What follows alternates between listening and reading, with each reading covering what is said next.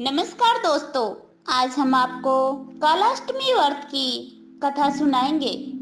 प्रत्येक मास के कृष्ण पक्ष की अष्टमी तिथि के दिन कालाष्टमी का व्रत किया जाता है।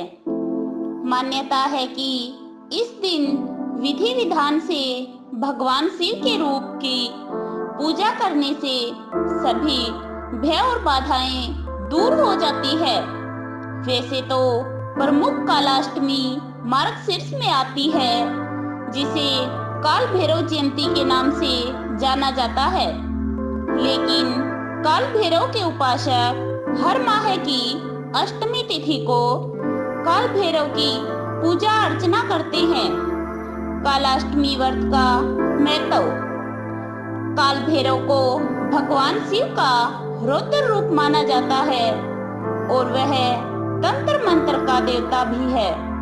भैरव बाबा सभी पापियों को दंडित भी करते हैं, इसलिए उनको दंडपानी भी कहा जाता है। भगवान भैरवनाथ की सवारी स्वान अर्थात कुत्ता है, इसलिए इस दिन कुत्ते को दूध पिलाना बहुत ही पुण्यदायी माना जाता है और भक्त को मनवांछित फल की प्राप्ति होती है। काल भैरव की पूजा अर्चना करने से सभी नकारात्मक शक्तियां दूर रहती है और किसी भी तरह के तंत्र मंत्र का कोई भी प्रभाव नहीं पड़ता है। साथ ही किसी भी प्रकार के भय से मुक्ति मिलती है। कालाष्टमी की एक पौराणिक कथा के अनुसार एक बार की बात है कि ब्रह्मा, विष्णु और महेश इन तीनों में श्रेष्ठता की लड़ाई चली। इस बात पर बहस बढ़ गई तो सभी देवताओं को बुलाकर बैठक की गई। सबसे यही पूछा गया कि श्रेष्ठ कौन है। सभी ने अपने अपने विचार व्यक्त किए और उत्तर खोजा, लेकिन इस बात पर समर्थन शिवजी और विष्णु ने तो किया, परंतु ब्रह्मा जी ने शिवजी को अपशब्द कह दिए। इस बात पर शिवजी को क्रोध आ गया और शिवजी ने अपना अपमान समझा। शिवजी ने उस क्रोध में अपने रूप से भैरव को जन्म दिया।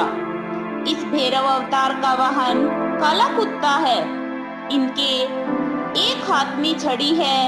इस अवतार को महाकालेश्वर के नाम से भी जाना जाता है, इसलिए ही इन्हें दंडाधिपति भी कहा जाता है। शिव जी के इस रूप को देखकर सभी देवता घबरा गए। भैरव ने क्रोध में ब्रह्मा जी के 5 मुखों में से एक मुख को काट दिया। तब से ब्रह्मा जी के पास 4 ही मुख हैं।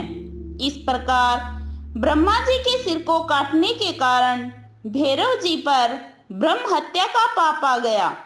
ब्रह्मा जी ने भैरव बाबा से माफी मांगी, तब जाकर शिव जी अपने असली रूप में आए। भैरव बाबा को उनके पापों के कारण दंड मिला, इसलिए भैरव को कई दिनों तक भिखारी की तरह रहना पड़ा। इस प्रकार कई वर्षों बाद वाराणसी में इनका दंड समाप्त होता है।